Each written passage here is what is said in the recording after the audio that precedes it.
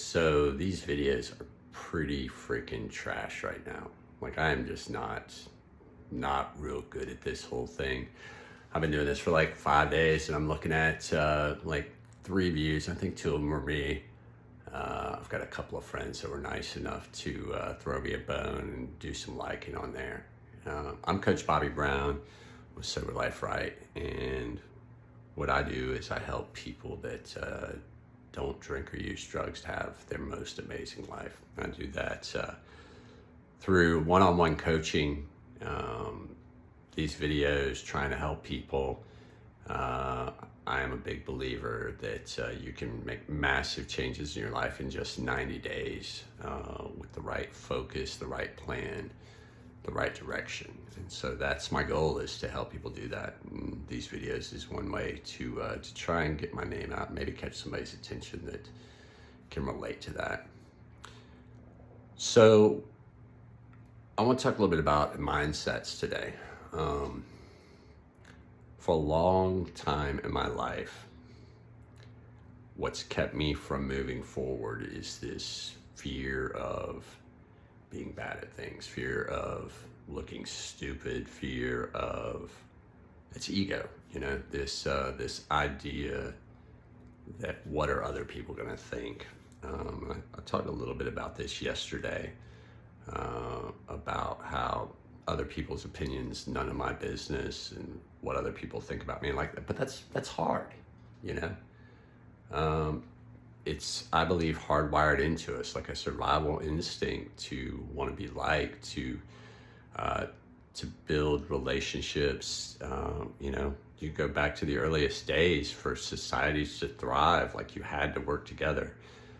So you had to be liked to a certain extent.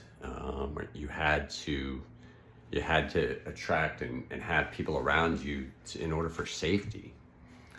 And then, today, everything with the internet, like all this stuff is so surface level. We see all these little things that just don't relate. And again, this is a bad video. So like, I'm doing this in one shot, but I don't care. Like this will get better the more I do it. And actually it's already gotten a lot better. I've been putting videos online now for coming up on 120 days.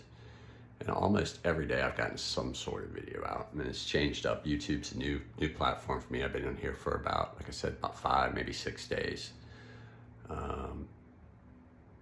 But what I've learned, like sometimes it's just a matter of taking action, Like think back to like your earliest experiences, like learning to walk for the first time, like involved a whole lot of falling. You may not remember it. I don't remember it, but I've got kids. And I remember the fear as a parent, those first couple of times when they pulled themselves up, and when they were, they're like holding on to tables and stuff, just being terrified. It's like, oh, please don't slip and fall. You're gonna bust your head, and I'm going to be the worst parent ever because I've killed my child. But we have to go through that, and we have to practice through things until we get better. I remember a lesson I got from one of my mentors, Greg Sand, used to talk about how we learn, and there were like these 4 stages. It talked about how, like, initially there's this unconscious incompetence, like a lot of things I don't even know I'm bad at. Like I have no idea the challenges or what posting YouTube videos was gonna involve. That's not true. I've spent some time on it. I have actually done a lot of research on it over the years. I know that there's things that my videos are missing. I don't have like cool thumbnails. I probably don't have all the right hashtags. But I do know a few things. I know that like some optimum times are 12 minutes, right around 12 minutes. If you go any longer than that, you lose interest. I know that you've got to be consistent, that you post daily. I know that what keeps people coming back to you is things like likes and subscribes. So if you're watching this, please, this is a great time to go ahead and, if you like what I'm saying, subscribe to my channel. share it with other people if this message is something, if you've got somebody out there that you think would want to, that could benefit from what I'm saying. So I do know that. But at one point I knew nothing about it. At one point I didn't even know YouTube existed. Hell, I'm old enough. At one point YouTube didn't exist. You know, when I was growing up, but like I remember like having a regular rotary dial telephone. So yeah, I'm that old. Today it's amazing how quickly we can have just any amount of information. And what that does for us is that this generation now learns things so much faster. Okay. But the key is, like, you've got to be willing to go through, and you've got to be willing to try things. And I find myself a lot of times not willing to try certain things. I've got some challenges in my own business right now. I've been open for officially going on a month. I don't have my first client yet. And that's a struggle. I know there's things that I need to keep doing. Things that I should be good at. I need to be reaching out to more people. I need to be setting up these discovery calls with people. And I'm kind of working through that, and what's really keeping me back from doing that. Where's the real fear lie? And it's the same stuff I'm talking about. It's fear of being bad at it, fear of wasted opportunities, that I've got somebody out there that really could use my help, that I could make an impact in their life. And the truth is, I absolutely believe that I could. If somebody would put in the work, if you put in the work with me, like, success is predictable. It leaves, like, success leaves clues. That's a quote from I don't want to get it wrong. Somebody can maybe put in the comments, I want to say Stephen Covey, but I could be wrong. But success leaves clues. So there are ways to architect your life in a way that is absolutely amazing. And that's something I'm really good at. I am very good at strategic planning. I am very, very good at communicating.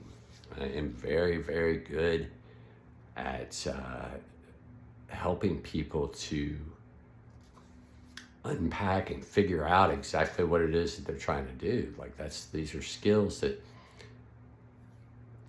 God-given talents, or just the situations that God's put. I am a spiritual person these days, and I wasn't. I had zero connection to God, and that was one of the first things for my own recovery, my own growth. Strategically knew that I had to start with my mental health and my spiritual health. And I really knew I needed to start with my mental health, but by focusing on my mental health, it opened me up to the idea to try spiritual health. And like, even with that, like, I was bad at it at first.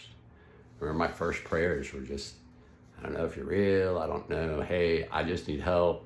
Other people told me to pray, so I'm gonna pray. And I did. But today I have a very, very close connection. God, I feel like very present in my life on a daily basis. I feel like I feel very guided. I have an amazing manual of instructions on how I'm supposed to live as a man, as a member of society, as a father, as a partner, as a friend. You know, I've got this great book of instructions that for me, I believe is absolutely divine, the Word of God. And that's not to turn off anybody that's not. I'm not here to preach to anyone. I'm just sharing what works for me. And you've got to find out what works for you. But you're never going to find that out if you don't take the first steps. Okay. If you're not willing to be bad at something a little bit, if you're not willing to look stupid, if you're not willing to face a little embarrassment, if you're not willing to take any risk, you're never going to get any reward. Okay. So a lot of you, if you're watching it, maybe maybe you don't know anything about what a coach is or what a coach does. And that's probably a large percentage of people, you know. I know for me, when I thought about coaches, it was, I thought of sports. You know, I know what Bill Belichick does. He coached teams to win Super Bowls. But I think about like how he does that. Bill Belichick's not out there playing the game, yet they're still winning. But what he does is he's able to bring a team together. He's able to recognize talents, help people uncover their strengths and their weaknesses. He's able to come up with a solid strategic plan to like build this team and get it moving in the right direction. He's able to motivate players. He is able to like be that one person that carries enough respect that he can tell them exactly when they're screwing up. You know, how many people out there do you think tell Tom Brady when he's messing up or when he needs to improve something? You know, the guy's greatest of all times. But a Bill Belichick is somebody that can look him in the eyes and tell him, "Hey, look, Tom, you're screwing up. You're not cocking your arm right." And I'm not a football player, so I don't really know. There's probably other your spiral's off, whatever. While everybody else is attaboying him and telling Tom, "Hey, well, you're the greatest, you're the greatest, you're the greatest." Well, hey, hearing that you're the greatest does not help you all the time.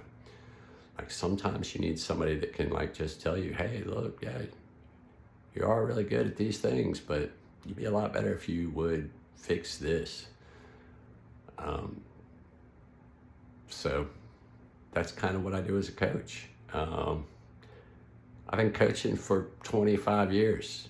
I've been coaching people my entire life, been in all sorts of schools. I've read thousands of books on self-development, and I've thousands of videos. Like that's what I spend my time and focus on, is on professional development, success, trying to build and orchestrate life, like, and people, like getting to know people. So that's my strengths. But I had to start by being bad at it. So I hope this helps somebody. I hope you relate to it. If so, again, please like and subscribe. And if you'd like to talk about some one-on-one coaching, if you're ready to have somebody in your life, you're ready to take control, you're ready to say, "Yeah, let's do this," then man, I'm ready. Let's go. I'm game. Just DM me in the comments.